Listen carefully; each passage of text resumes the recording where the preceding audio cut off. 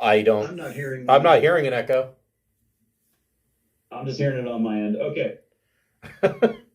So sometimes I have problems if I've got the Roll20 speaker mic. Right. I was just gonna say, in Roll20, if you look in the upper right hand corner, there's a little gear icon. If you click on that, and let's see, where do they put it? If you scroll down to audio and video, you should turn off, let's see here, others can hear or see video, and I can see or hear video. If you set it, both of those for just video, it should disable your mic in Roll20 and only kick it out on Skype, which is really the best way of doing things. I think that's better.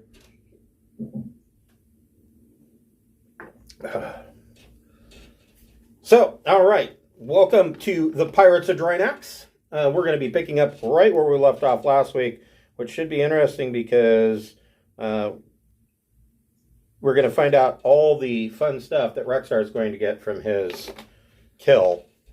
But before we get started, we'd like to thank this week's friend of the Greenwater Guildhall. If you're watching on Twitch, scroll down. You should see some tiles there. If you don't see the tiles, click on my profile image and they should pop up. Each one of those will take you to one of these fine people's websites. Tonight, we would like to thank Fable Beard Company. Fable Beard Company makes beard products such as oils, balms, butters, and co-wash. They also have a full line of eco-friendly, aluminum-free deodorants, and they have just come out with a line of body lotion. And each of their scent profiles is a different fantasy character. Today, I am wearing the Hero Beard Balm. The Hero is a cologne scent, but there are many different scents that they have. One of my absolute favorites is Dr. Wolf, which is a blueberry tobacco scent. It is amazing. So yeah, they definitely will have something that will fit your liking. And if you are a first-time purchaser, they do have a buy one, get one free option. Just go to fablebeardco.com, create an account, and if you put 2 beard oils into your cart, when you log out, when you check out rather, you can use the code FIRST in all capital letters, and you will get that second beard oil for free. If you are a fan of our Wednesday Night Traveler games, we do have a website via Obsidian Portal. If you click on that link, it'll take you to our website where the adventure log is written in the manner of Traveler News Service articles. And it doesn't just detail what the characters are doing, it details the region as a whole. And some of these items may or may not affect the travelers. Some of it may be indirect, or some of it might just be, static in the solar wind, as they say. If you enjoy the page, please give us a thumbs up. We enjoy seeing the fan likes, and we hope you enjoy our content. So, where we left off, you guys went back to the Harrier after all of the ridiculousness that went on earlier in the evening. There's now a couple of bodies over in the Hati camp. And so you guys are actually on this map. You are like right here on one of the pads for the what is termed as the Kaitiro spaceport.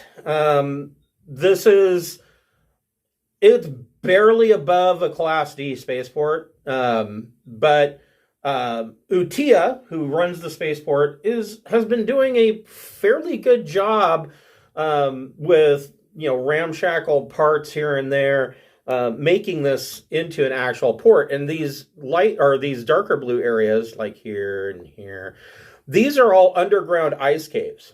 And so in Area 3, so here, and like here, and maybe over here, these are all amenities. There's bars, hotels, small trading posts, things like that.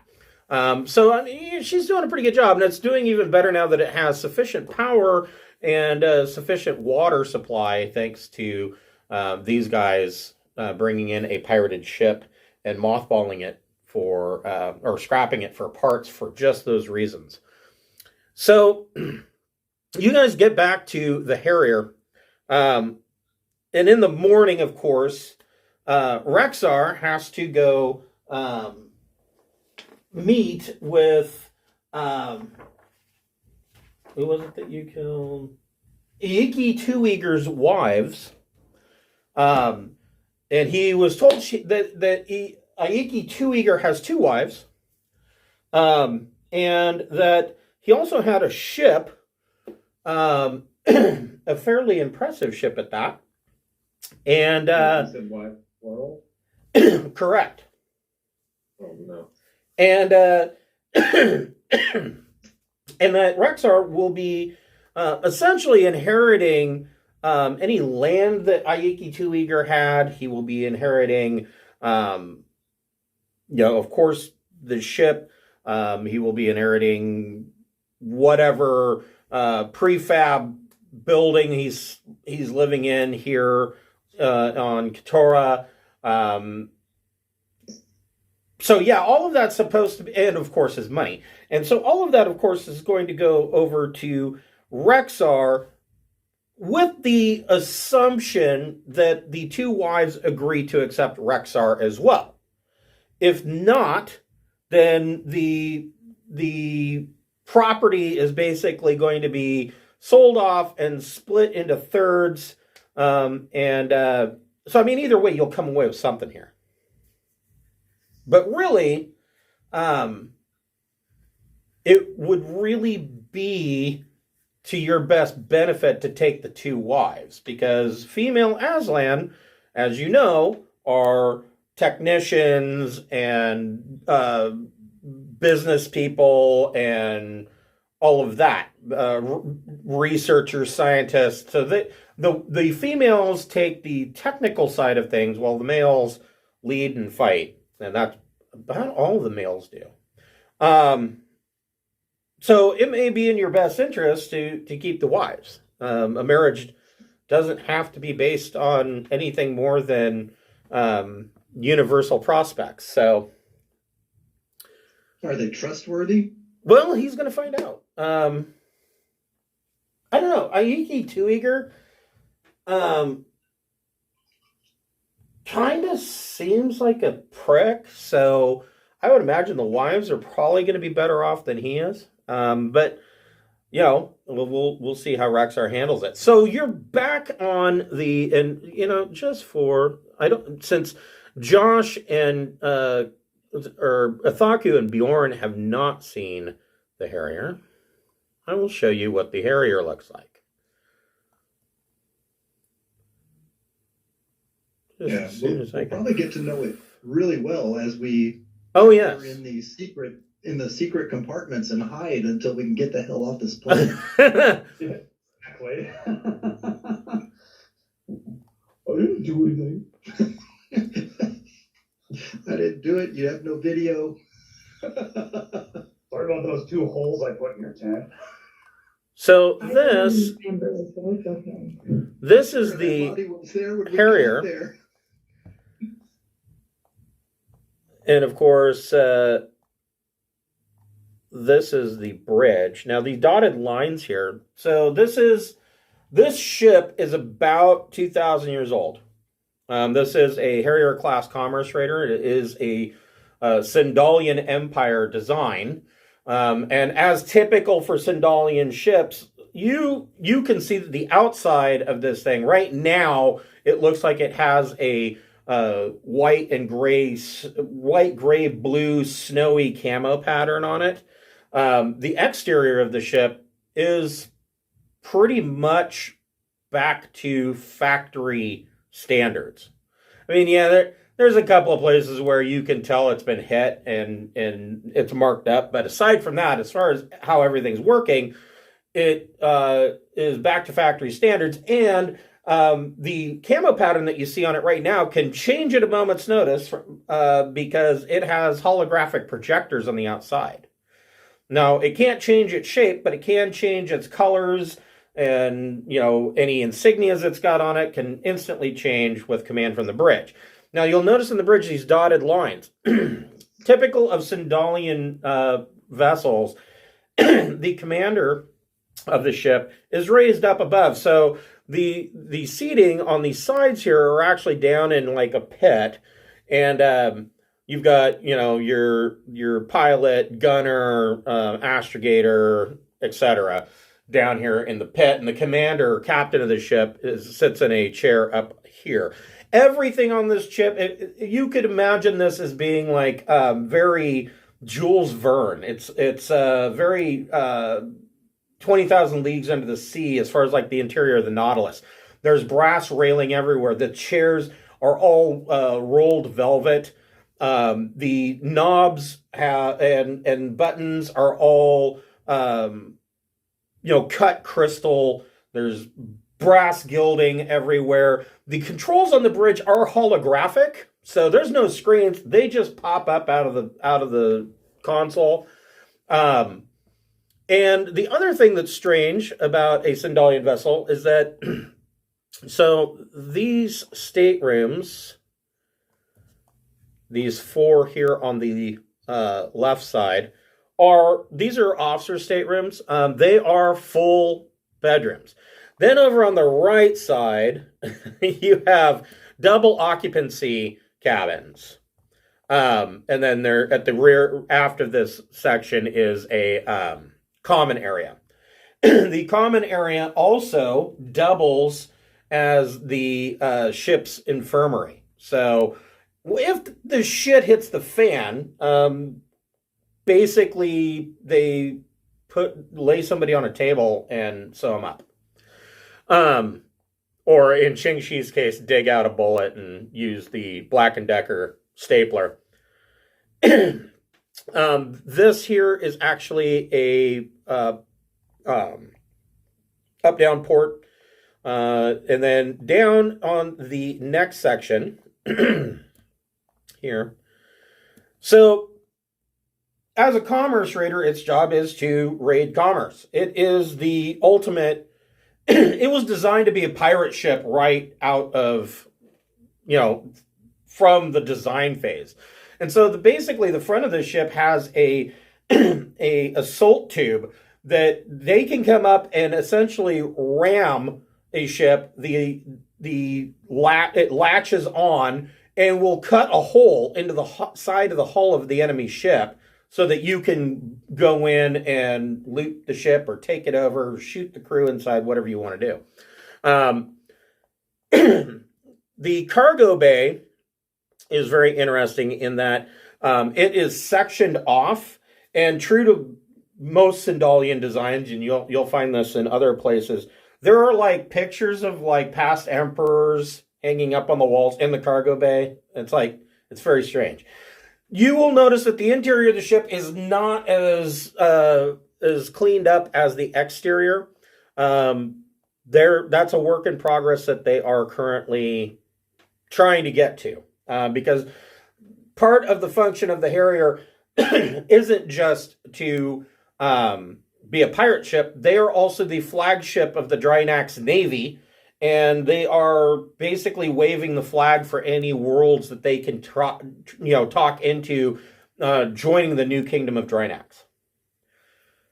So you guys are on the bridge, and where we left off, you will remember or may remember that you had a couple of options on how you want to deal with this situation with the Aslan, because Keturah is only 1 parsec away from Drinax, and so Drinax is shitting their drawers.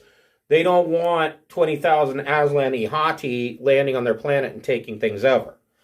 So one of the options is that you are aware that the reason why there's so many Aslan here on Keturah is because there is a proxy war going on the world of Akoaft. And this proxy war is over a planet called Iykhi. And Iykhi basically is overpopulated. The 2 clans that are running it got into odds. They were working together, but now they're at odds with one another. And they decided to go to war to see which one of the clans was going to rule Kiai. Now, they don't want to have the war on Kiai because if they do that, then they're going to damage all the hard work they've done. And so they picked a proxy planet, and the proxy planet is Akoaft, and Akoaft is a hell world. Everything about the planet is toxic. And so the two sides had built underground headquarters and were basically fighting a limited war with no aerial assets. It was just a bloody trench and tunnel fighting the whole way. And one side found the entrance into the other side's base. Now, nobody knows for sure, but the rumor that Rexar heard was that so in any time that there's a proxy war like this or a limited war, there is between clans, there is a neutral party that is sent called an earleatrais, and they basically oversee and make sure that the two sides aren't cheating. And the idea of this proxy war was that the war would go on for 10 years, and if both sides were at a stalemate, then they could bring in reinforcements. But now one side has found the other's base, and it is clear that they are going to wipe out this other clan. And there is a rumor, a fairly strong rumor, that somebody got or bribed the earleatrais, and he gave the other side the location of the clan base. There's no way to prove that, but it's a widely held belief. Or as Fry from Futurama would say, it's a widely believed fact. So there's a couple of options. This guy, the earleatrais, is going to leave Akoaft and head back to Tyok in order to name the victor. So you have a couple of options here. You could kill him. Yeah, what happened if he died? That's exactly what I was going to. Well, that would throw a monkey wrench into the works, because basically nobody would be declared victor, and that would allow reinforcements to be called in. So that's an option. In my opinion, a dumber option, but it is listed in the book, is that you could waylay him and kidnap him and try to get him to torture him to give you the truth. I mean, this is an Aslan warrior. I mean, probably not going to get a whole lot. I don't know. I mean, we've done some pretty dumb stuff and managed to pull it off. No, you have managed to pull it off, but I mean, it just seems unlikely. I mean, you putting clear tape on it. Yeah, they like that shit. Well, there's another problem. There's a couple of problems with the idea of kidnapping him. So you could question him. It's unlikely you're going to get any information out of him. One, you guys are humans. And even with Qing Shi being pretty well known for having helped a territorial, it's unlikely she's going to have enough favor to gain anything. Rexar doesn't have enough territory to gain anything. And then there is the fact of, well, if you hold on to him long enough and the war prolongs and they are able to bring in reinforcements, what do you do with him then? If you let him go, he's going to fingerprint you guys as the ones who stopped him, and then the entire Aslan Herate's going to be out to kill you. So that would be something you probably want to avoid. Now, the established players of this game, breaking the fourth wall here, they're tied into Drinax. They're politically motivated, right? Whereas they're motivated by money. and Qing. So is it known? That's what I'm wondering. Is if something happened to this guy, would there be a motive that people knew about to tie to Smith? It would be less likely that you'd be tied to him if you killed him or just blew up his ship than it would be if you kidnapped him and said, okay, well, we got what we wanted and let him go. Well, kidnapping is just ridiculous. It's a terrible idea. Keeping someone alive, getting them out. I mean, you kill someone from range. Right. To kidnap them, you've got to haul a 300-pound body out. No. Right. But if his ship were to, accidentally disappear, that would be terrible. Maybe we can get that shifty spy dude to do it. That'd add another layer of distance too. So you're talking about Fiuk, the outcast, who is now willing to spy for you guys. Well, actually, he is already spying for Drinax. So there's one other. So aside from Rexar, there is one other Aslan aboard your vessel right now, and that is Casil. And Casil is an outcast Aslan, very wealthy. This guy was somebody high up, and he hasn't told them why he was outcast or anything. But he came with them to Katora to try to, fix this problem.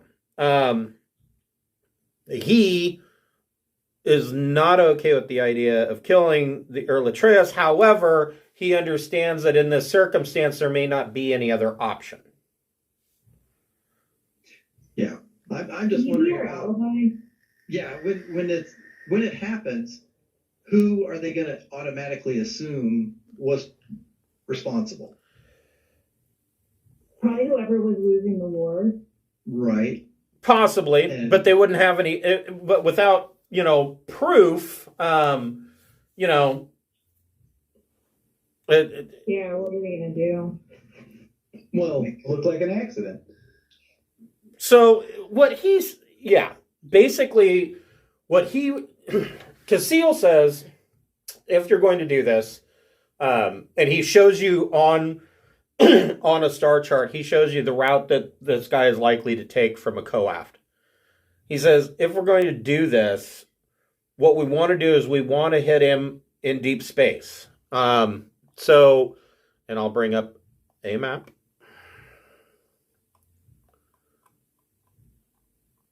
Just as soon as I find it.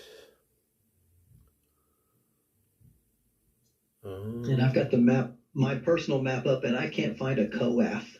I'm not. Yeah. Hold on here. I got Sync and Drinax and Katora and all. I can see those guys, but I don't know where this. So here, let me find it.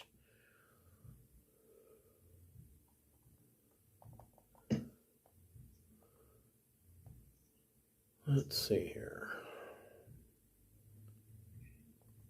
There it is. So here is Akoaft, well inside the Aslan Harry. Oh, it's off of the edge of my map. Okay. He recommends. This guy's going to go all the way up to. Did I say Tyok? I don't think he's going to. Well, maybe he will. Oh, yeah, he's going to go to Tyok. His recommendation would be to hit him here at Iroab, because it is a know-nothing planet. And, while it's got a gas giant, so while he's there refueling at the gas giant, you hit him, go in, make sure he's dead, board his ship, and basically remote activate his jump drive on that ship and send the ship off unmanned into jump space to wherever. Somewhere out in the black where there's no planet would be ideal. Is there a way to get word to the people at the base? Would they make it there faster than us? Oh, at your pirate base? No, it would take weeks and weeks. All right. Because they're all the way up at Borite, which is up above this map. They're way up here. Okay. And there's 1 week of jump between each of these hexes, unless you're using Rexar's new Iykhi show, which has jump 4. It can jump 4 hexes in a week. Wait, the new thing that's one or the teeny tiny ship he showed up in? The teeny tiny ship he showed up in has jump That's 4. what I was thinking. I was thinking maybe we could send Mr. Shifty to go do it in that, possibly. If Rexar trusts My him. ship's faster. I like that idea. Yeah, the Iykhi show, as far as jump drive goes, it can jump further and faster than the Harrier. The Harrier is still at jump 2. Like it will show up at the same time. And for this newbie here, the jump is how many weeks it takes to move 1 hex on this map, or how's that work? So if you have a jump 1 ship, that means you can jump 1 hex, which is parsec, which is 3.67 light years, 62 light years, something like that. Yep. So 1 week at jump 1 is 1 hex. They have a jump 2 ship, so they can go 2 hexes in 1 week. And his Iykhi show scout ship can go 4 hexes in 1 week. And it's a speed, you're physically interceptable along the path? No. You don't just... No, you actually... So when you activate your jump drive, it envelops the ship in a hydrogen bubble, and you are injected into jump space in basically a universe of just you and your ship. You have no communications. No. Until you exit. Right. So if you have a jump 4, you can go from Iykhi or whatever all the way from Akoaft. I don't know if I'm reading these right, but you could go 4 hexes and not be intercepted anywhere. Right. He could go in an Iykhi show. He could go from Akoaft all the way to here, and in 1 week. So you don't know when exactly this guy's going to leave. So the problem is that if you're going to go, you're going to have to go really soon. Because I like that. Because you're up here on Katora, and so with the with the Harrier, you could jump to Tyak, and then so 2 weeks you could get to here, lay low, and wait for him to show up. You know, the more I think about it, the more I think it's a mistake to take off right after the dead body's there. That's like, like Scott Peterson, like dyeing his hair and driving away. That's what made him look so guilty. Life's cheap here. We've done the officials a favor, and we may be able to manufacture an alibi with the guy on our ship. And then I was going to have the engineer try and make it look like we entered the ship earlier in the night than we really did, like altering the logs if possible. You could. Yeah. I mean, I think that's a pretty good chance. As far as the logs go, I mean, unless you are willing to give up that information, it's going to be highly unlikely that they would have anybody there on Katora that was either capable or had the equipment to hack the logs to get them out. It's your security system on the Harrier is going to be a formidable 14 plus computer hacking check. So, I mean, they just don't have. They'd be trying to hack like a modern computer with a Commodore 64. They just don't have the capability. Yeah, but I do not like because of hacking, but I like that idea of being able to provide proof.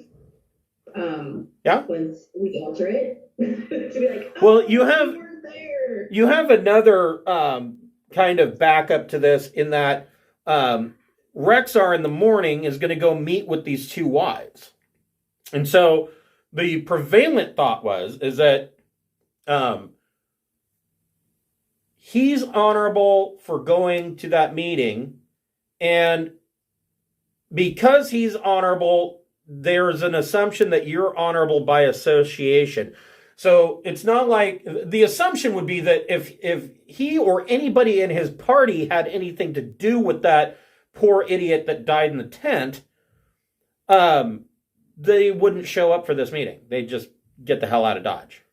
But the current plan is, and I mean, of course, because Rexar wants this, that him going to this meeting is going to mean that, oh, well, you couldn't have had you most likely didn't have anything to do with it because, his human friends aren't going to dishonor him. They're so silly. Right. His partner friends, however. So you guys are staying put and you're lying, and we'll teach you how to crime. It'll be all right. This is the way Boulder and Boulder lies on top of each other. I am currently training in deception, so Well, there you go. That This should will work be a out good nice. opportunity. So the other thing that I was going to tell Rexar, so your Iykhi show also came with a couple of things. First of all, I'm going to give you pilot spacecraft at 0. So you can put that down. And I'm not going to give you astrogation or J drive because the reality of the matter is that when you jumped here, you weren't jumping under duress. You weren't under attack. So you basically had an infinite amount of time to try and figure out your astrogation and whatnot. Now, of course, even with an infinite amount of time, there's still the chance of mishap, but you had enough time where you could figure it out. You weren't under the gun. So you weren't jumping out of a system and getting shot at. That's usually what's going to imply that you need to take a roll. But you get piloting at 0. Also, the ship did come with a maintenance robot. The maintenance robot is actually... Agreed with our robot. I'm sorry. Well, this is a Aslan maintenance robot. Aslan have a tendency to make sure that their robots look humanoid. And, I mean, there's no confirmation on it, but the thought is that... I'm gluing cat ears to it. What's happening? Well, this one, I say humanoid. It's got 2 legs and 2 arms. Aside from that, it's kind of built like Tanya Harding. No neck, kind of, built like a brick shit house. But it is a maintenance technician. It has electronics computers 2, electronic sensors 2, mechanic 2, steward 2, and engineering, all of them at 2. It does have armor plus 4. It is a flyer, so it can fly when needed to. And essentially, this thing is designed to operate as a female Aslan when a female Aslan is not available. Is its whole purpose. Oh, your jump drive needs to be fixed? I can fix that. Your It's a feline sex bot that can.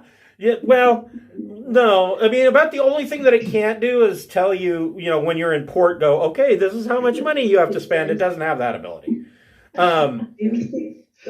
I kind of like that. I think it's disgusting and hilarious. Right. Yeah. When they've been on the ship for too long, that robot, that bot, Well, pretty good. the thing to keep in mind, so there is a distinct separation of the sexes with Aslan, but it's not like sexist. The Aslan Humans on board. Right. Everybody knows Well- the humans are alive. Well, remember there was nobody on his ship when he came back, but other than himself and this robot. But it's not sexist with Aslan. The way they look at it is that both genders have their talents and they complement one another. So, mating with them, a marriage with them is not a situation of procreation all the time. There may not be children involved. It might just be that, a female is in need of warriors, or that a male is in need of a technician. It can work that way just as easily. So, He needs to know how much to spend on groceries. And how much to spend on groceries, right. Somebody to quit stealing groceries out of their house. What's occurring to me is that 5,000 credits isn't enough for groceries. Right. I'm still on the sex bot thing, and I'm thinking that the Aslans are so well adjusted that this comes with detachable parts so that you can take care of whichever. Yes. The sex robot thing with Kurt, that was actually a whole other thing. She was like a replicant. It's complicated. Can we program the sex bot to murder the guy? It's not a sex one, I swear to God. No.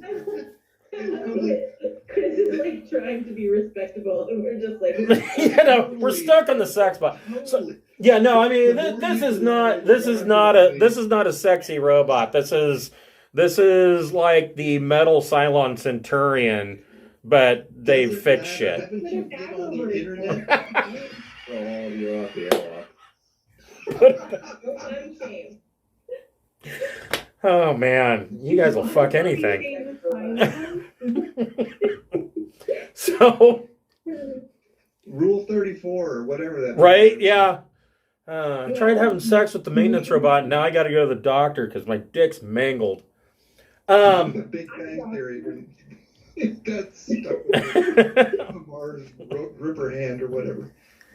Okay, Can our robot be programmed to go murder this guy? Probably not, because I mean you've got a steward bot, you've got AX-57, which is an astromech droid, very much like a Roomba. It looks like a garbage can sitting on top of a Roomba. It's very much like R2-D2. Talks and beeps and boops. So they're neither one of them are really any kind of assault model. It would take more work and longer amount of time than it would to just go and do it yourself.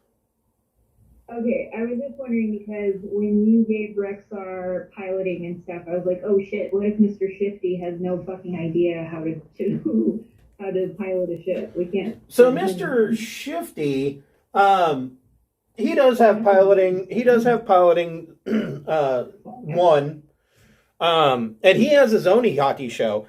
But Mr. Shifty, who is Fiuk, that's not what he's here to do. He has agreed to pass information on to you guys, which. Well, he's going to pass information on to you guys because whether or not these guys go to sink or whether or not this war goes on longer, there's always going to be Iykhi here on Keturah. And so it's good to have spies here. And you guys had planted your listening devices throughout this new water distribution network. But those devices are in very specific locations. He can add context to some of the conversations that you're going to get in. And really, his job is spying for Drinax. He really actually reports to Casil. But he has agreed to pass you guys on information too, because what the hell? I mean, if he's working for Drinax, you guys are kind of in the command ship of Drinax, so... Well, I mean, let's be real honest. You're like one of the only ships working for Drinax. So Drinax's navy is so crappy that they have like system defense boats. They don't really have very many ships available that are jump capable. They've got a couple of light freighters. If they need anything bigger, then they have to commandeer something from like a bulk freighter captain or something. It's sad. It's really sad. So this is why General Rax was so pissed off that you guys got the Harrier. This was going to be his flagship, and King Oleb said, "No, you guys take it and go pirating. That's how I'm going to rebuild my kingdom, is by pirating. And you know, if you guys are successful, Ching Shi can marry my daughter, and you guys will all get titles, and Rexar will get land." Okay, so you gotta figure out who will go, I guess. And our alibi last night is you all took me back to the ship because I was way too sick. But it was before Rexar won the fight. Well, most of you were drunk. Yeah, exactly, right? So I I think my character would legitimately not fucking remember anything. So you guys are gonna. Yeah, you guys are sitting on the bridge of the Harrier, and she's got a vitamin B bag plugged in. Like, yep, get that in me. It's not even vitamin B. It's just a bag of Gatorade. She's just mainlining right into her veins. Do they have cops here? Actually don't know if there's like any real. Yeah. The clans take care of their own shit, and like if somebody is disrespected, they duel. And so yeah. Is it really like it's really formal, or could it be assumed that guy last night maybe just like dueled with the wrong person? It is pretty formal. So there are basically three types of insult that Aslan can use to end up in a duel. The first is the most least. It is called familiarity. Is the treatment of social superiors as equals. It involves social interaction, extreme friendliness, or condescending treatment by a lower class Aslan towards an upper class. Touching an Aslan without permission is an instance of familiarity. Probably not going to lead to a duel outright, but it can head that direction very quickly since there's only three. The next one is impoliteness. This stems from a lack of proper education or upbringing. It might include failure to address a social superior by the correct honorifics, failure to respond promptly when addressed, or losing one's temper in public. And then the third and most grievous is discourtesy. Is a deliberate insult and springs from contempt, a lack of respect, or malice. Outward actions may often be perceived by Aslan as discourteous, although not meant to be by someone alien to Aslan culture. So you could accidentally do or say something that an Aslan would see as discourteous. The reason why Rexar isn't constantly pissed off around you guys is because he has leveled up a trait called tolerance. So, for instance, failing to immediately apologize for familiarity leads to being impolite. Failing to apologize for impoliteness when corrected is then considered discourteous. So this is how fast Aslan males can get into a duel.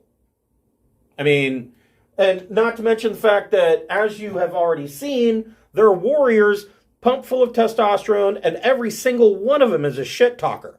So duels happen here, if not on a daily basis, on a,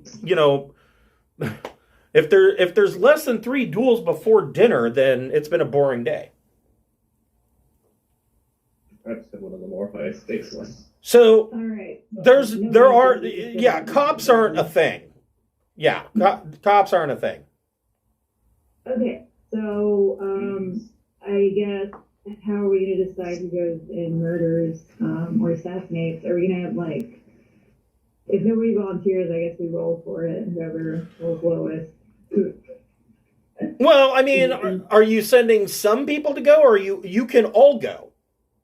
All you have to do is wait for Rexar to do his thing, and then everybody can take off and go kill this guy. I mean, I thought there was only room for one person in the ship, in the fast ship. on the so you want to take the hockey show? I thought so. Okay. I thought one person goes and assassinates. So the Iykhi show. Why we would need to get there that quickly? Yeah, that seems real fast because we don't even know when he's taking off. Right. I mean, you're not in that much of a hurry, but no, the Iykhi show will hold at least 3 people. Okay. I mean, it can hold more if you guys. So it's got 1 cabin that's dual occupancy. So I mean, if you guys don't mind being really tired, I mean, it's got a small cargo bay. You can set up, maybe a hammock down there. But yeah, it's really designed for a crew of 3 working in shifts. Okay. Well, I had a different impression of the timeline, so it looks like we're fine then. We can just wait for Rexar to get his new ship, and we can all head over there, and it'll be good. Okay. So, you guys, I guess you guys let's see here. You guys are going to have to set up your new people with which room they're sleeping in. Let's see here. You guys get to pick a berth.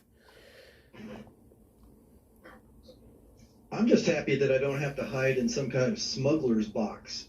Yeah, exactly. So, if I remember correctly, I believe this was the captain. This was Ching Shi.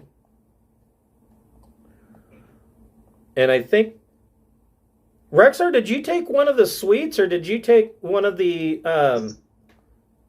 because there's 2 suites left. One would be for Keith, and then there's one left if you want to take one of the bigger rooms. I'll take one of the bigger rooms because I have a dog. Okay, so these other rooms are double occupancy, although there's only 2 of you, so you guys can each take a room to yourself over here on the right side.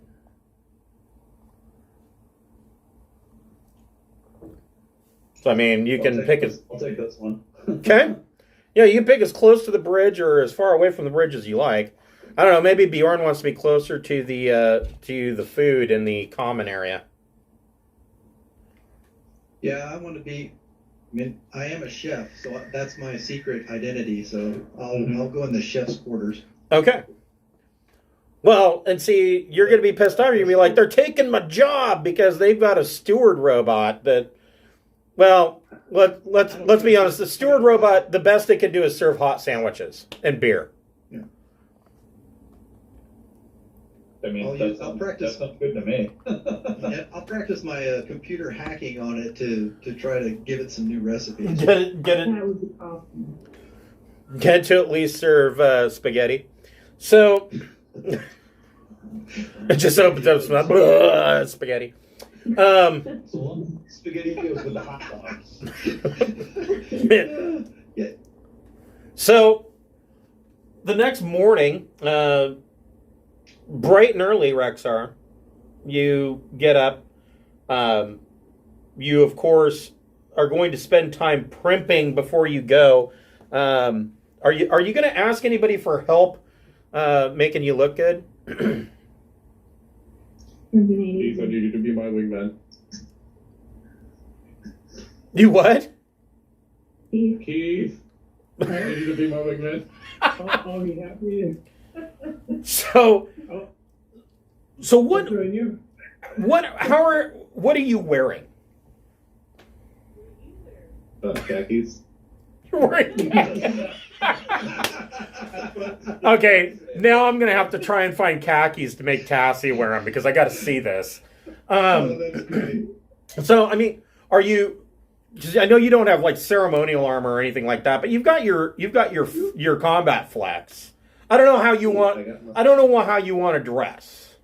I mean, how fancy are you getting for meeting these 2 women that were this guy's wives?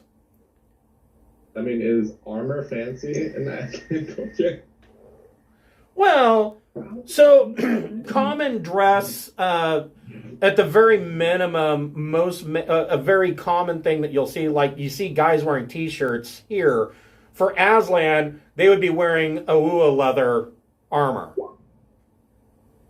So if you wanted to, you could go and purchase Awua leather if you wanted to go that far. Or, I mean, you could just clean up your combat flex. It's pretty fancy looking.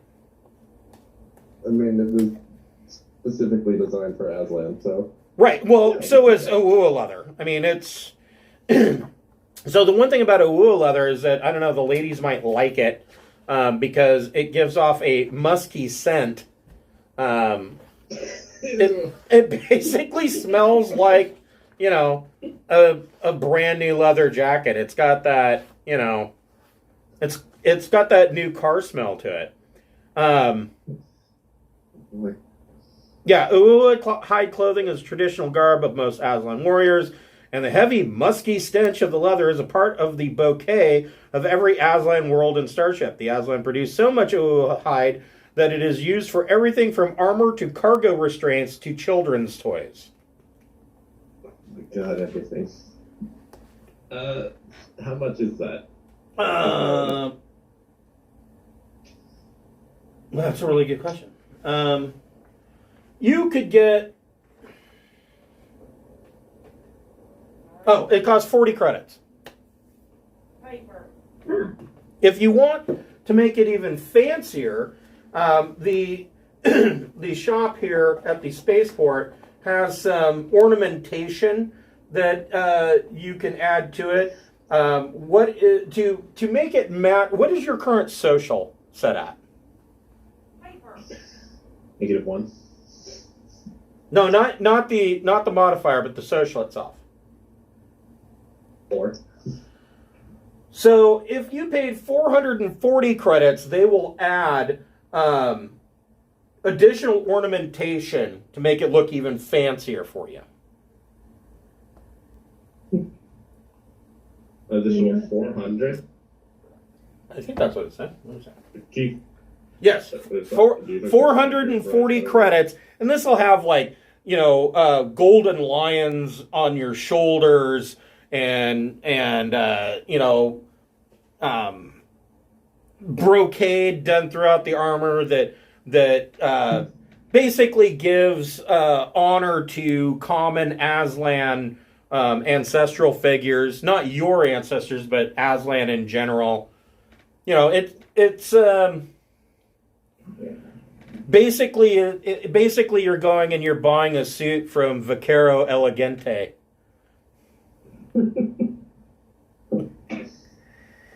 Yes, do it. Keith. All right. That's all right. I'll do it. So what's the grand total? 440 credits. Anybody who's been driven through the Rockwood section of Gresham knows what I'm talking about when I say Vaquero Elegante, because and their sister store for the women, Lady Secrets. Kills me. I can't drive down that street without tears rolling down my face from laughing. So yeah, I mean they set you up. It takes your social's only 4, so it takes them like an hour, and they produce this leather armor. To humans, you're like, wow, that is impressive. The Varger probably doesn't think so much. It's not nearly so. So Josh's character looks like a circus puked on him.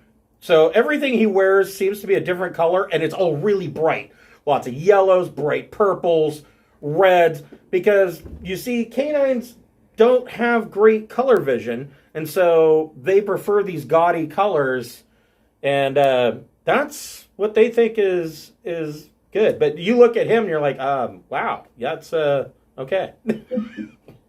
I show up at Sanrio. I mean, come on now. Right? Yeah. It's like the 1980s section of Kmart. So, hey guys, I found the Miami Vice section. There's colors all over the place. So, Wonderfully colorblind animal. Yeah. So, are you doing any kind of clan braids in your fur or in your mane? I mean, how primped up are you going to go here?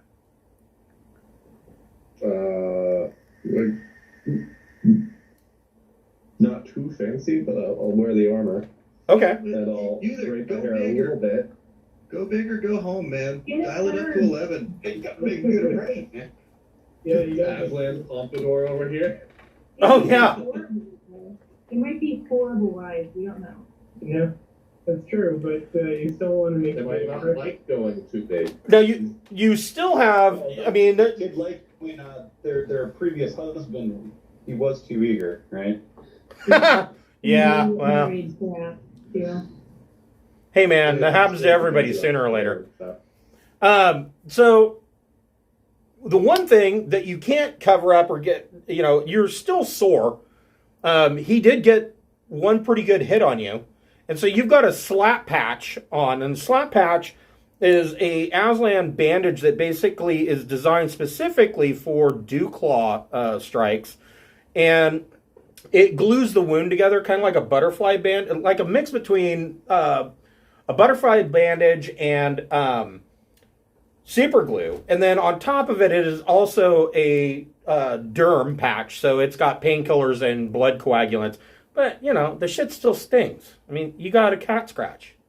That, you know, a cat scratch that's like the size of a combat knife. Can I go for background Throw though? endurance, I'm fine. So, here's the thing. So, what is your endurance currently at? Out of 10, Yeah. 2. So, you actually get more than that. Because they did, you know, they threw a slap patch on you right away. Because you were Victor. So it immediately heals 1d points of damage. Oh, 1. You get 1 more point to your endurance. So yeah, it still stings. I don't know if Beth wants to try to do first aid on you. Yeah. Okay. I'd like to. No reason to hurt more than necessary.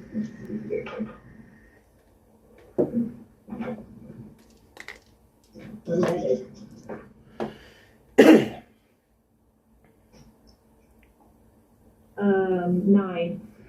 So that gives you another point back to your endurance. That half. Ooh. And then you can put a slap patch on that and it will heal you up over a couple of days at this point.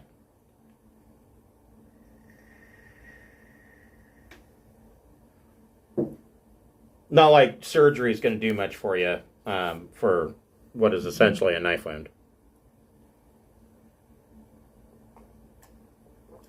So then the question is, are you bringing Keith with you to go meet these females? Only if Keith wants to. I'll be happy to be your wingman. I'll join you. Oh, this is going to be great. So you oh, shit. So you head back up the trail towards the Iykhi encampment, and towards the end of the trail, you can see this prefab. So these prefabs, they basically drop down they're what essentially is the idea is like a cargo container, but they've got windows and airlock doors and whatnot, and they're like Lego bricks. And so this is a 2-story prefab, fairly good size, and it looks like it's probably made out of like 6 different prefab containers. So this guy had some money. And you show up. Are you stopping to get a gift for them? Sure. Keith, what do I get them? I don't know anything. What would you get for an Aslan woman? Well, there is Vakuth wine. There are like dust spice, not chocolates, but like dust spice Turkish delights. The secret is to know something about them, like since they're crafter type people. If you knew what they did and got something that was in that field, you would show that you at least knew something about them. Right, but that's a catch-22. You won't know until you talk to them. Well, I assume that they've got some sort of resume or some social No. information on what they do. No, and even if they did, the other males aren't going to admit that they know about that because those aren't their females. Get us some dust spice. Right. Yeah, these these are like they remind when Keith looks at them, they remind you of Turkish delights, except that they're some kind of meat that's been dusted in dust spice. It's coated. Dust spice is a mild narcotic, and Aslan love it. It's basically like catnip. Yeah, I mean they literally they pay the Imperium shit tons of credits to bring dust spice in, and I mean I'm sure dust spice grows someplace else, but its originating world is actually in the Spinward Marches of Imperial space. So yeah, they love this shit. So yeah, they've got this wine and a box of dust spice treats. It would cost you another. If you want to get really good stuff, it'll cost you 100 credits. So I'll spend 300 credits worth. One for each wife and then one for myself. Okay. All right. Yeah, you know. All right, let's all sit down, eat the dust spice, get really high, and discuss this. So, you guys head towards this prefab, and you knock on the door, and the door opens, and you are surprised there is a young girl. A female Aslan, looks to be about 8 or 9 years old. And she says, who are you? And she's wearing a black Awua kind of breastplate and black dress. And she says, who are you? I'm Rexar. Oh. Mom! The one who killed Dad is here! I was gonna say, Daddy's home. Who are you? Daddy's home. And so, 9-year-old girl goes in. She doesn't. The kid doesn't seem to be like terribly upset by this. And you see these two female Aslan come out, and they're both wearing black. Very elegantly dressed. Black with like a silver sash, both of them. And they come out.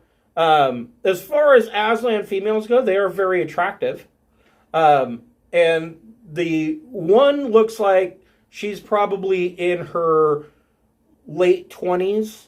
And she kind of defers and is behind the older one, who appears to be, 35 to 38, somewhere in there.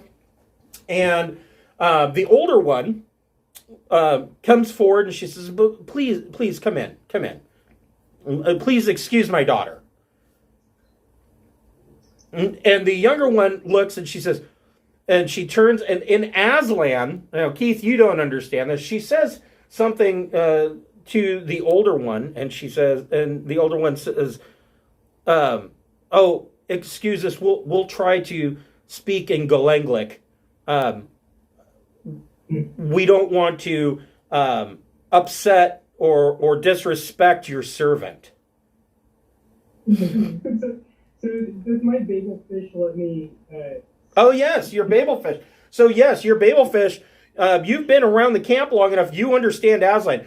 The younger one spoke to the older one, and she said, oh, my God, he must be well off. He has a human servant. All right, so I get to be a servant. So I guess I could say something in Aslan, or not. I'm trying to decide. Yeah, I guess I'll say something in Aslan, like, it's good to meet you. Both of them, their eyes go wide, and they're like, and he's so well-mannered. And so Rex, they are under the impression that Keith is your servant. I'm gonna whisper to the calm down, like, do you want me to say something, buddy, or... I'll play the part for a minute. So they invite you in. They're like, please sit down. And so the main section that you come in is this main the first building that you, or the first container that you come in, is set up as a living area. And then there's a second container that's a fairly formal style dining room, with a third container that is a full kitchen, and then 3 additional containers are habitat modules. And so she said, come in, sit down. And there's a small fire going in the fireplace. She says, please excuse the fire. We try not to be a burden on the power grid. Respectable. It's an honor to meet both of you. And I lower my head respectfully, and I hold up my hands with the Turkish delight, sir. Oh, The catnip. thank you. And they take the Turkish delights and the wine, and she, seeing that you have you've got 3 of each, they set one down open on the coffee table with one of the bottles of wine, and the younger one goes and comes back with 4 glasses or 4 mugs for you to share this wine, Vakuth wine. And Rexar and Keith, both of you can make a Recon plus intellect check.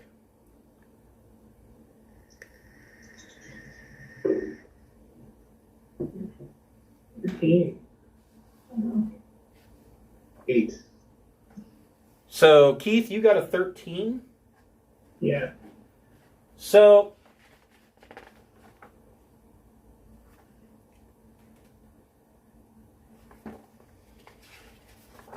on the way in, you passed several ships that were landed.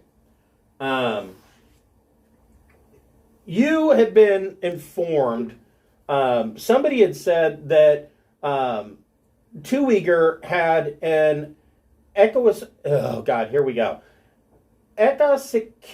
class escort was his ship, but you don't see any such ship landed here. Keith, make a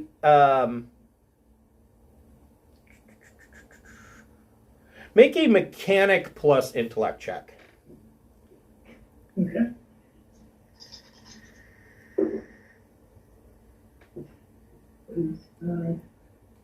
That is 11. So, neither one of you saw this ship landed here, but Keith, you know that that this class of escort actually has a dispersed hull. So, landing it on a planet would be suicide. Your guess would be that it must be in orbit around the far side of the planet. So the 2 females are like, the oldest says to Rexar, she says, so I suppose we should broach the most difficult topic. You have killed Iykhi Too-Eager, our husband. We fought with honor and fought well. And oh boy, Rexar, make a social plus recon check. Okay, that's better. That's a 10. So the older female's ears kind of go to the side, and the younger one's ears lay back, like almost like she's ready to hiss. And the older one says, let's speak plainly. I don't believe Iykhi actually fought with honor. And the younger one says, he was seeking his death. He wanted to die. She says, the older one says, honestly, things have not gone as well for Iykhi in the past few years. But that is besides the point. She says, what are your intentions?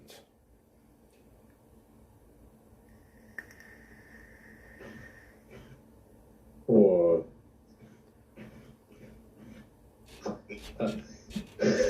blanking right now.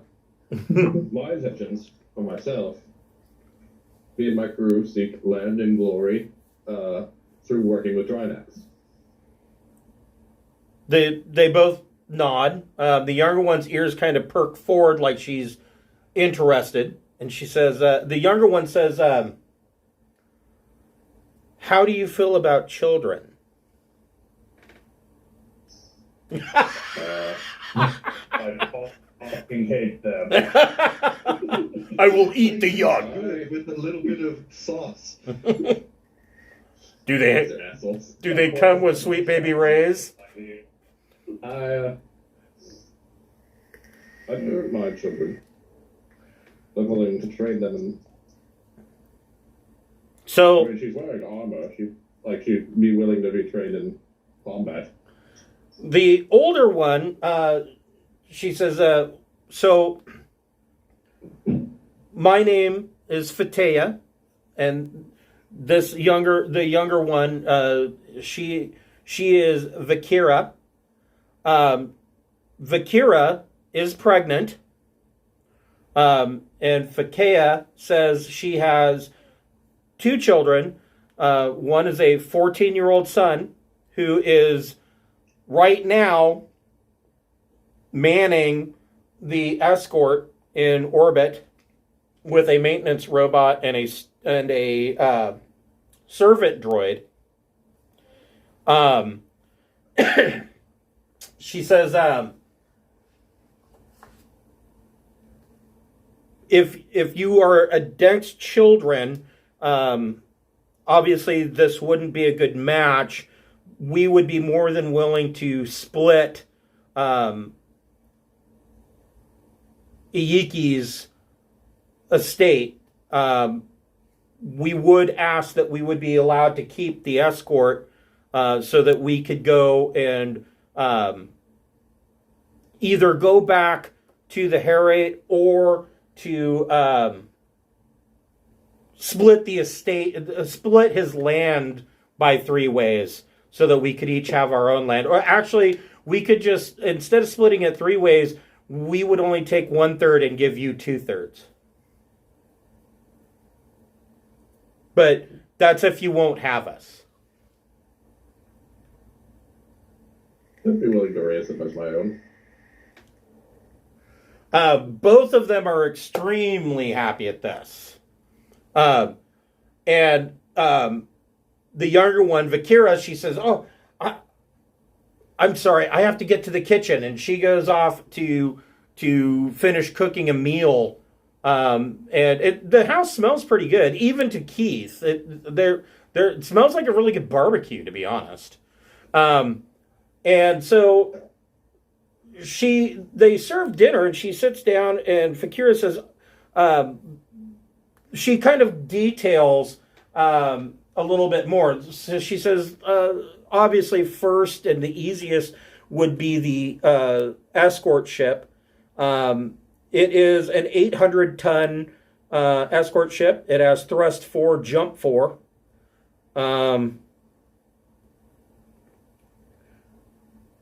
It has triple turrets with 3 pulse lasers, triple turrets with 3 missile racks, and triple turrets with 2 triple turrets with 2 sandcasters. So one's empty. 240 missiles. It also has a pinnace armed with a pulse laser. The pinnace is down here right now. It's an armed pinnace? Yeah, it is an armed pinnace. And it carries 5 light fighters.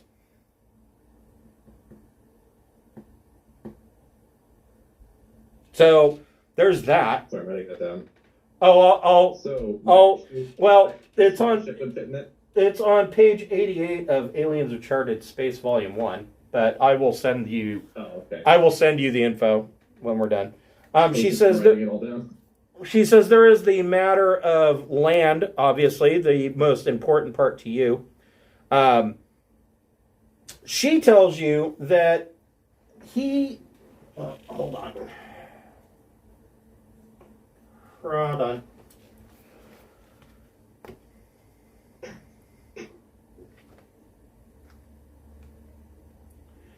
He has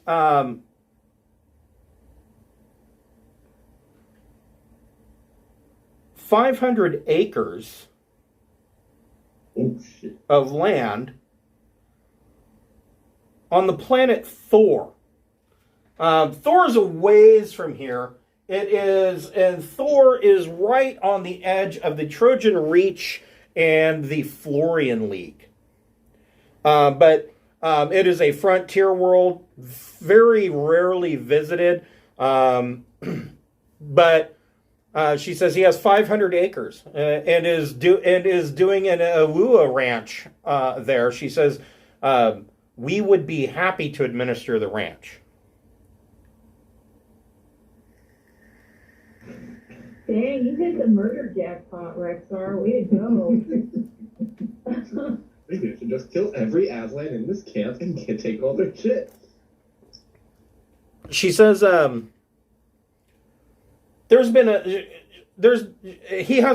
he has hands, other Aslan, Iykhi, that live on the ranch with him, or not with him, but they're kind of there running the ranch right now, kind of situation. She says that there have been reports. Of course, very rarely do we get back there because he was trying to gain more land, more rich land. But she says the younger one looks at you and she goes, "We know how you males are. You always have to have more land."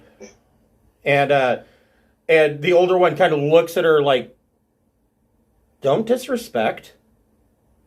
And she says, we know that you're always out looking for more land, so it's very rare that we've gotten back. The few reports that we've gotten back from Thor is that there are some land disputes with some of the human settlers. She says, she looks at Keith and she goes, I don't know if this is the right term, but I've heard a few of the humans around camp say that it sounds racist.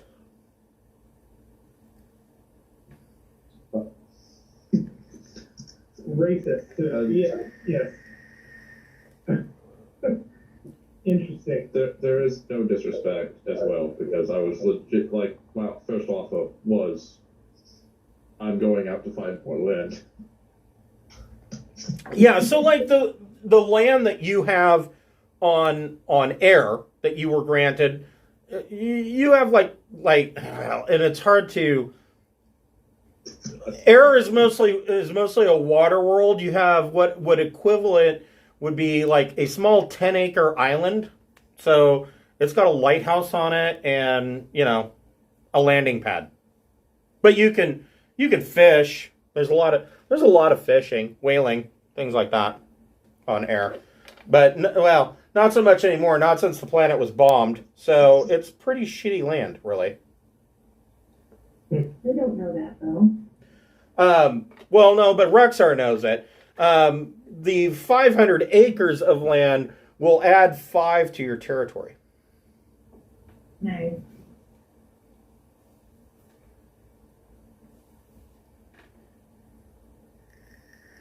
And we can make more of that yummy, yummy beer for Captain Beth. That's true. Well, probably higher quality beer, and you can get set up with Awua steaks. She says also that the grand total of his estate. Let's see here.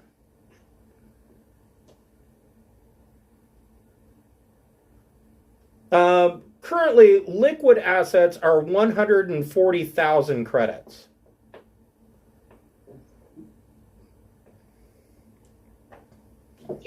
So what if you agree to take them on and you send them to the ranch and we take the son who's currently manning the ship as Atmo and bring him on the crew as like a cabin steward like Timmy? So here's one problem with that. So if they Right. they would be left without a male to operate guns on the ship, right? Great. Send them all to the ranch. That's what Dr. Phil would do. Fucking Dr. Phil. Sorry. Every time I hear the word ranch, I think it's The ranch! The ranch, Dr. Phil. You're going to the ranch. Whatever they mistake. We're sending you to the ranch with the other cranky 15-year-olds.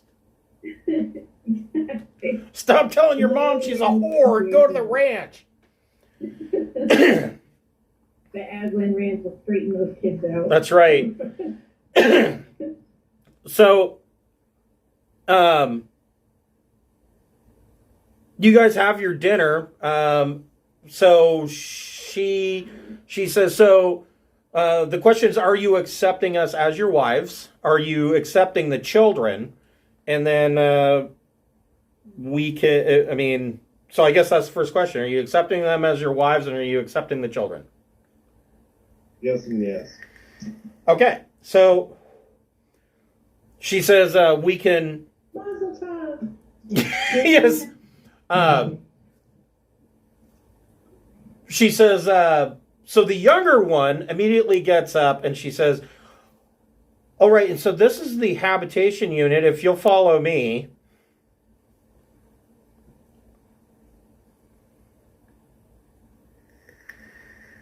Yeah, I'll follow The older one gets up and tells Keith, we'll be back in a minute.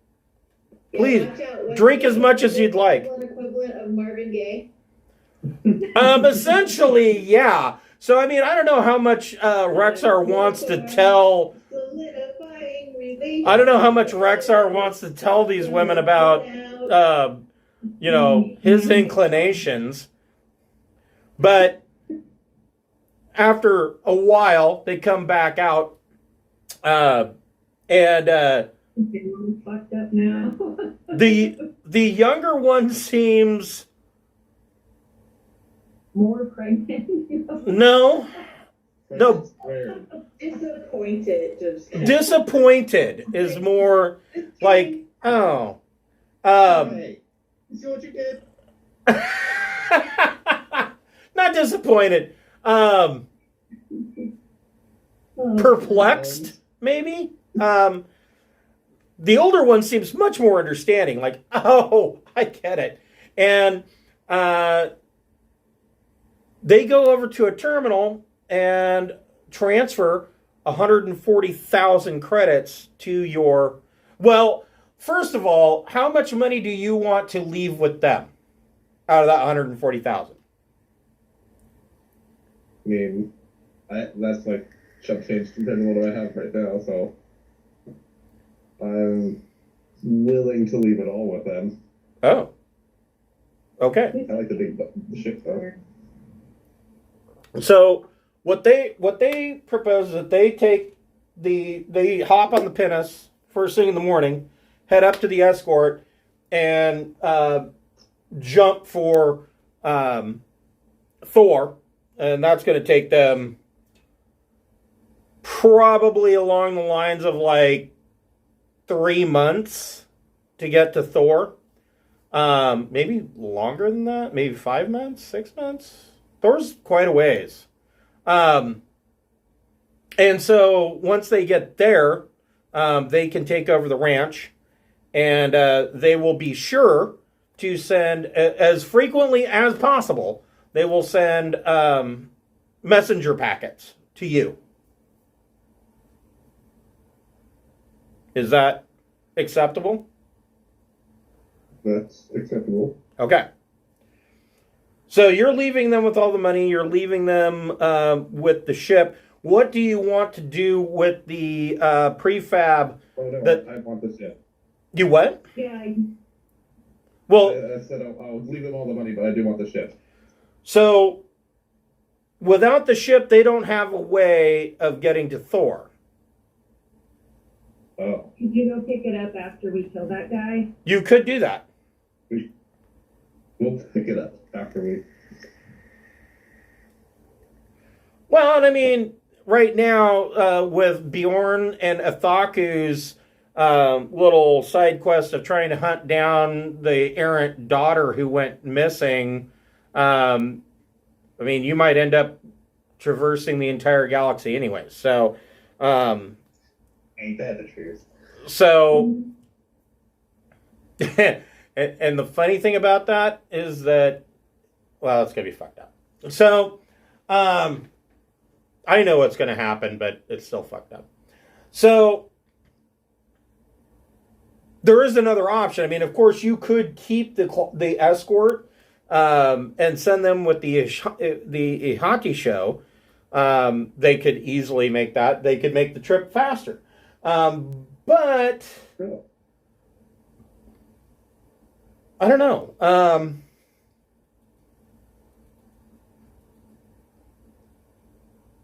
That makes more sense if you're sending 3 people. To Well, the here's the problem with the escort. The escort cannot land on a planet.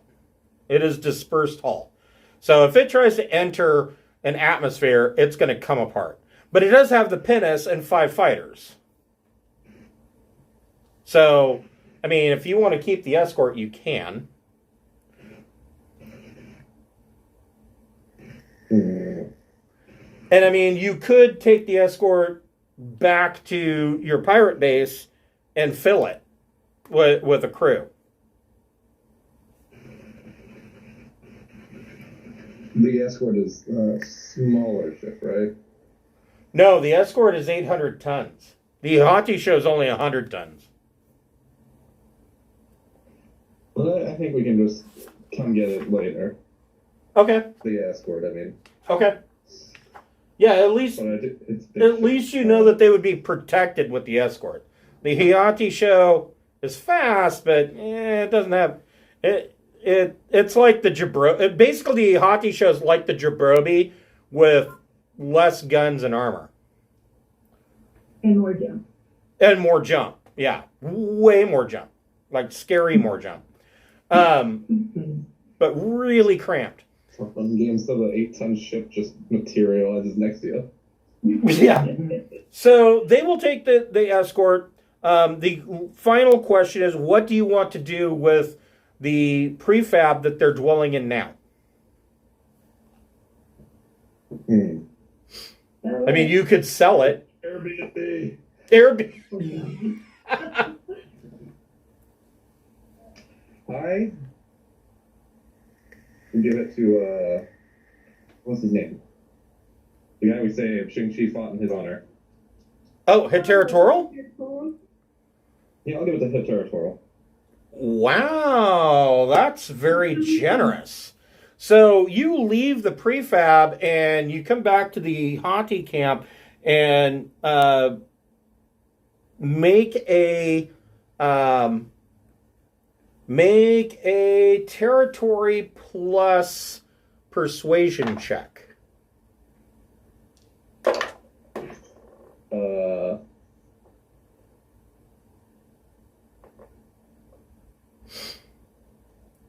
Sorry, I'm doing that. I don't have persuasion, so that's -3. So what's your territory at? 5 from territory. +5. Well, what's the actual score? What's your actual territory score? It was +4, but you said it went up to +5 last time. Well, what's the full score though? That's all I got written for ancestral territory is just +4. Okay. That's what I've had. So territory actually, hold on, sorry, we may have actually done territory wrong. So territory is actually a stat. So roll 2d6.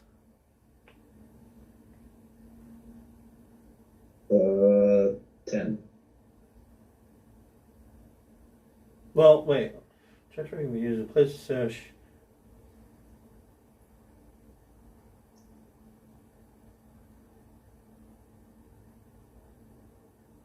And what's your soch? 4.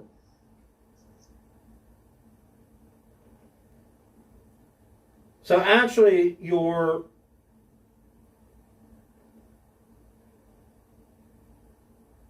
territory before that was 1 with soch 4. Your territory is now 5. So that means you have a -1 to your territory roll. Oh. Okay. In that case, it was a 9. That's still really good. Her territorial shakes your hand and he says, and he does the standard Aslan greeting between males of usually between members of the clan, where he puts his forehead to yours and he says, brother, are you sure? Are you sure that you want me to have this? Been a trusted friend and a dependable ally. Okay, so your soch goes up by 1. I'm at 5, still at -1. Woo. So yeah, now your soch is at -1. Well, if it was 4, it was -1 before, anyways. So,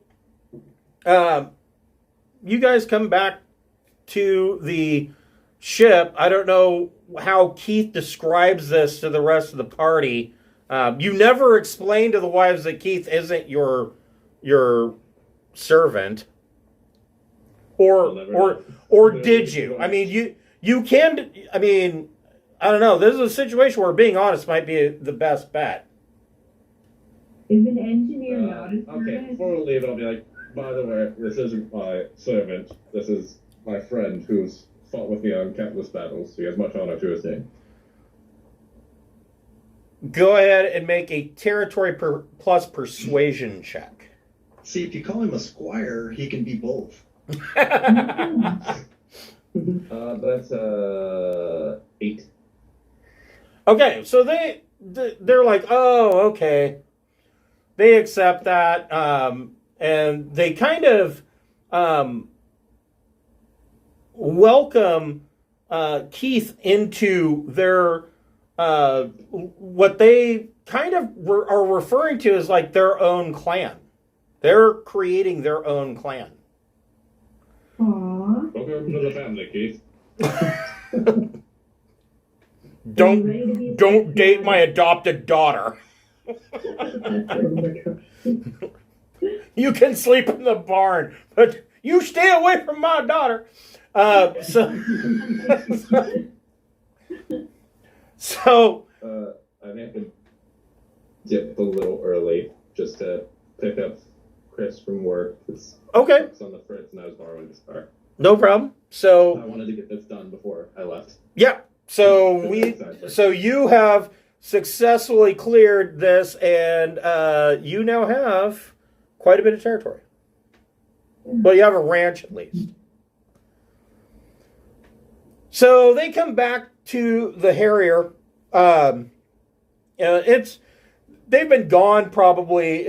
They left around 9 o'clock in the morning, Katura time, and they come back, and you guys are kind of sitting around like, okay, are we leaving? What are we doing? And Keith is like, wow, that was that was a thing. And so you guys take off. Ching-Shi, go ahead and make a piloting check. Utia has given you clearance for launch.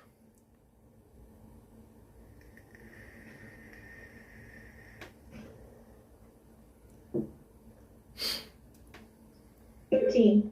All right. So you make that look easy. You guys take off, and Wait, are we all going in one ship, or are we taking the speedy ship too? I think you're all going in one ship. Rexar is probably going to catch up with you in the Iykhi show. Cool. And so we'll just do one astrogation check. So Ching-Chi, make an astrogation check.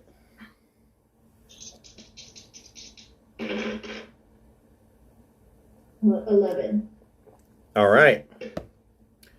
And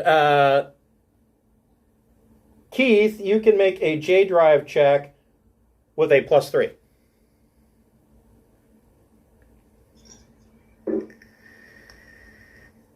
That is 12. Okay. Excellent.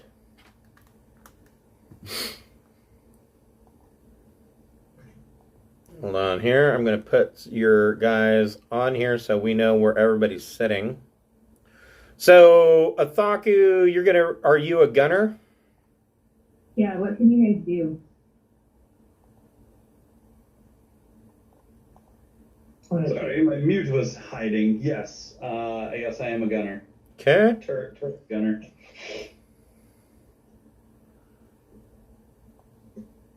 Captain Beth gets to stand up on the walkway like queen shit. Remember, she's captain. She can move any direction.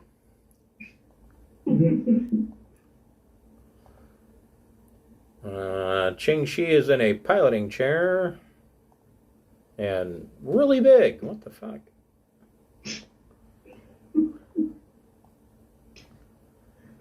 Oh, I know why that is like that. Because I didn't turn this off because I'm dumb.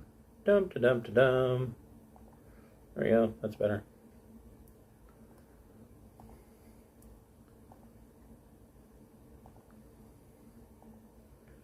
And Bjorn, what?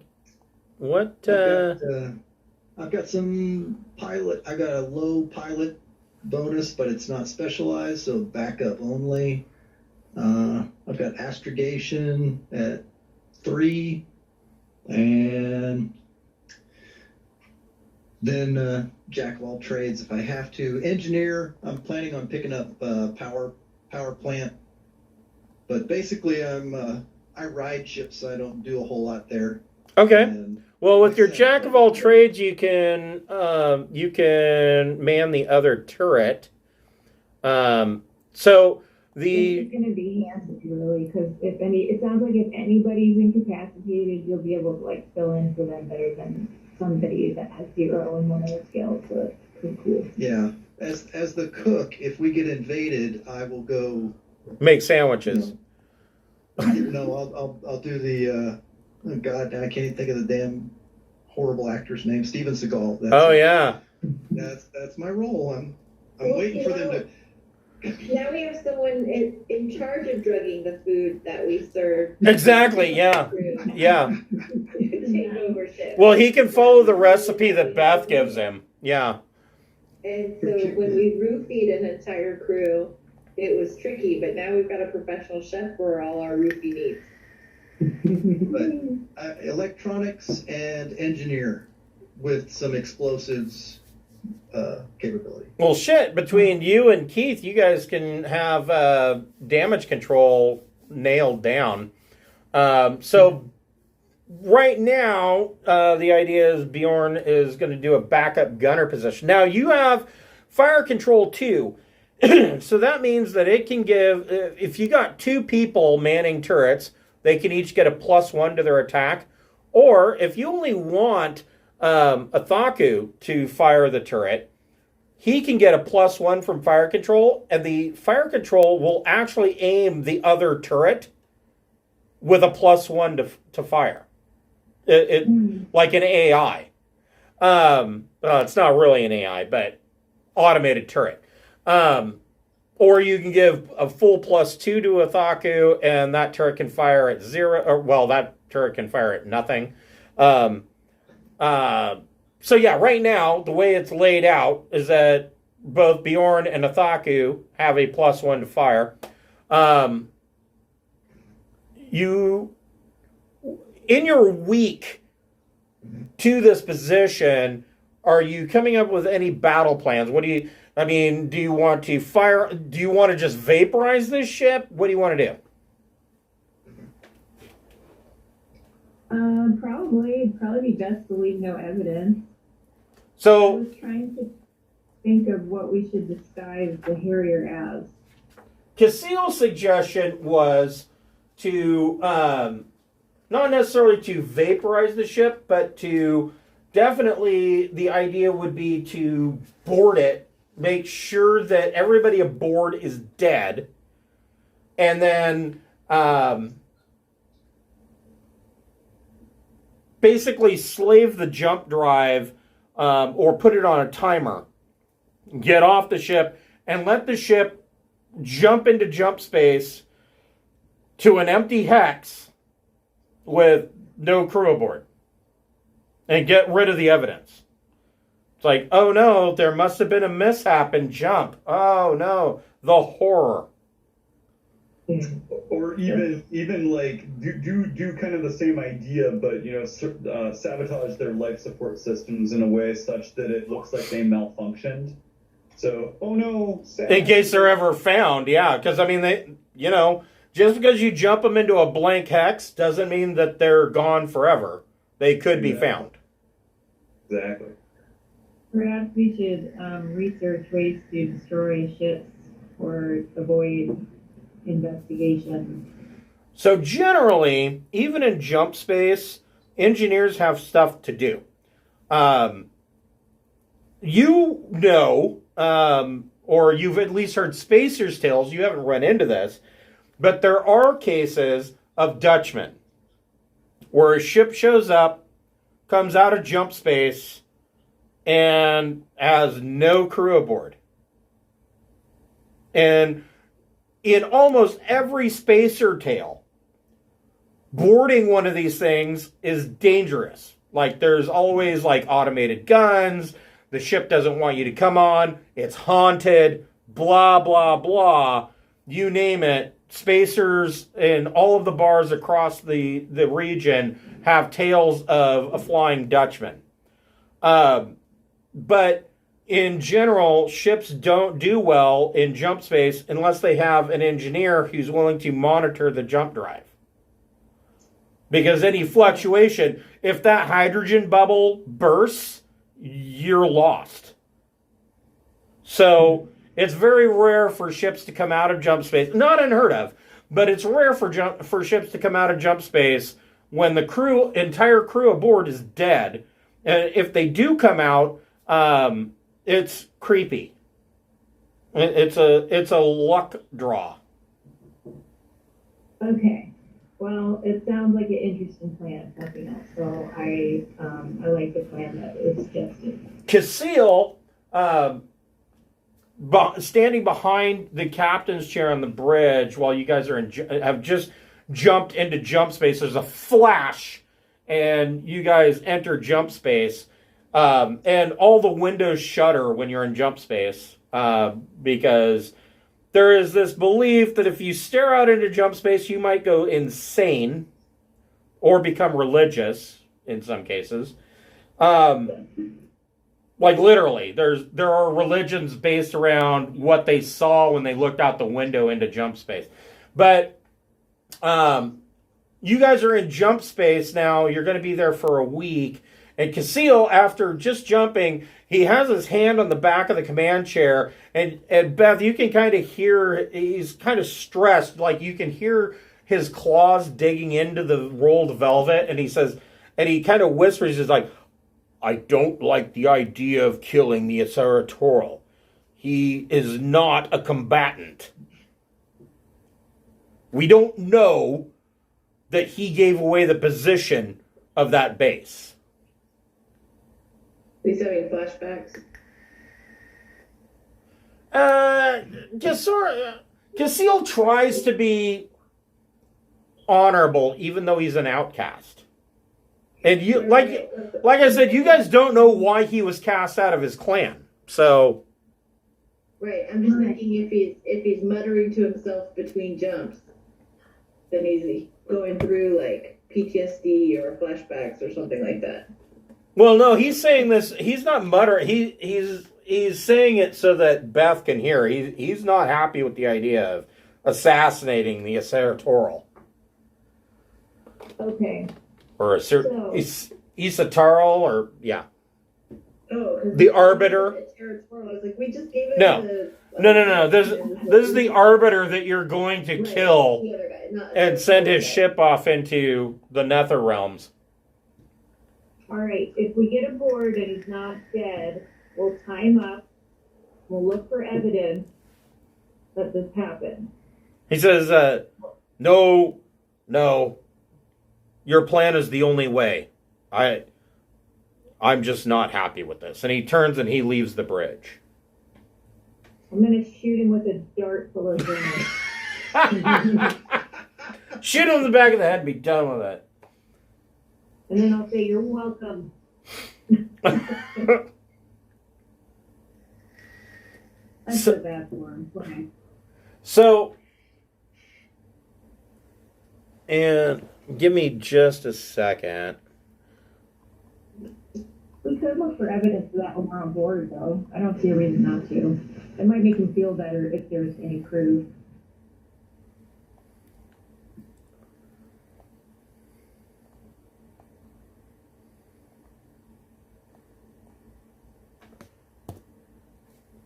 And, like, he's definitely the weak link when it comes to, like, snitching on us for doing this.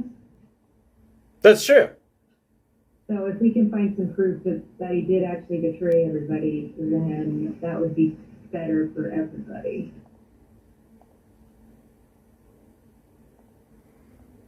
All right.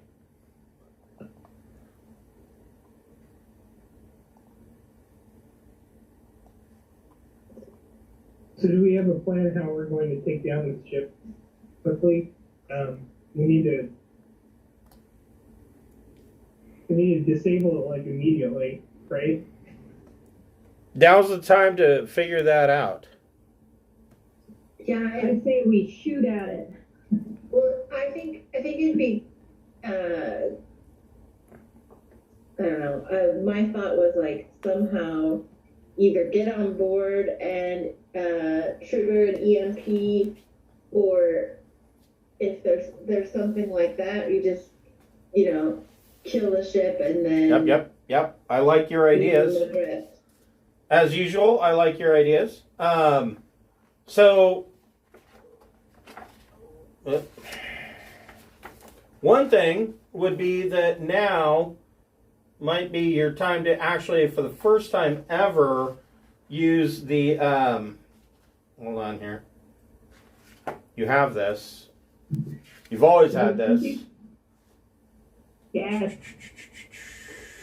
The breaching tube. The breaching tube. Yeah. I'll get so I get to use my breaching gun or my boarding gun. I'm ready. I got both. Well, I mean, once you use the breaching tube, yeah, because it's going to cut a hole into the side of his ship, and then you guys can flood in and attack. And I'll wear the battle dress that I have. Yes? Which I will envy horribly. Don't worry, Ching-Chi. We're getting you. We're going to get you some. No. Still working on that. What do I need? Vac suit 3? 2. Okay. I did upgrade to vac suit 2. Yeah, I think you're probably okay. My bedazzler and my hot glue gun are all warmed up and ready to go. So as soon as I get it, I'm ready. Yeah. So I'm halfway there. this is where you come out 100 diameters from a planet. You are out in the middle of fuck all and nowhere, the corner of. And we will pick this up next week with you attacking his ship on the Pirates of Drinax. Ready. Thank you. Thanks, everybody. Have a good night, guys. Yeah, after this next leg, we're probably going to be hitting XP rewards. So Nice. have ideas what you want to spend those XP points on.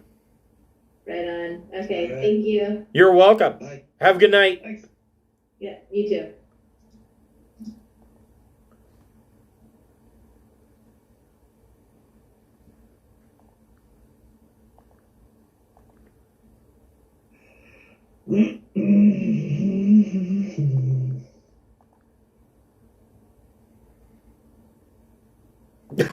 I can get the